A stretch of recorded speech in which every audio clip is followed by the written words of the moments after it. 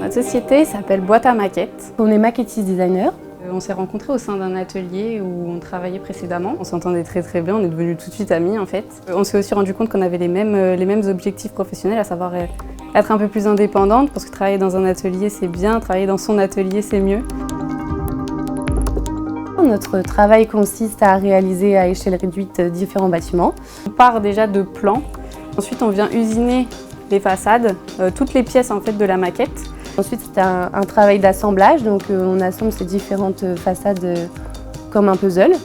La dernière étape, si je puis dire, c'est tout ce qui est peinture, décoration. On vient rajouter les petits personnages, les petits meubles, ce qui donne vie un petit peu à la maquette, ce qui la rend beaucoup plus agréable visuellement. Et pour la promotion immobilière, c'est très important parce que c'est des personnes qui vont acheter sur plan, donc qui ne vont pas pouvoir visualiser le bâtiment fini. On a chacune un petit peu nos spécialités, on est complémentaires en fait. C'est pour ça qu'on arrive à très bien se partager le travail. Donc forcément, moi j'ai plus de plaisir à faire mes parties. Par exemple, sur la maquette, Léa va s'occuper de tout ce qui est bâtiment. Moi, je vais m'occuper du terrain. Donc c'est vraiment, on se sépare complètement le travail et c'est comme ça que ça roule bien aussi. Les douches, les sanitaires, les petits endroits de réunion, le bar à l'entrée.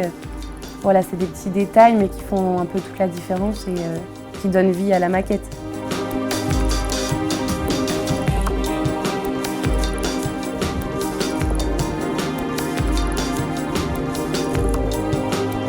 Alors on a un autre secteur d'activité, c'est les décors de vitrine.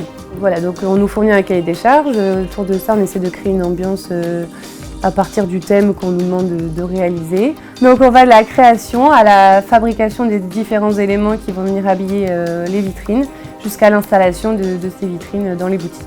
On a aussi un troisième domaine d'activité, à savoir les objets. Ça, c'est plus la spécialité de Léa.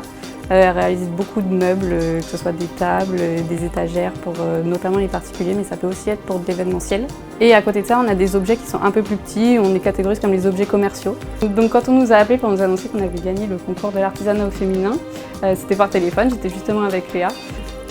J'ai ressenti beaucoup de fierté et d'émotion. C'est vrai que ça fait 2 ans qu'on a ouvert notre atelier, qu'on travaille beaucoup pour se faire connaître notre travail et ce qu'on fait. Donc c'est très fière et très contente de savoir que voilà, on avait été récompensés pour ce qu'on présentait, que c'était quand même une grosse mise en lumière sur notre métier qui est très peu connu.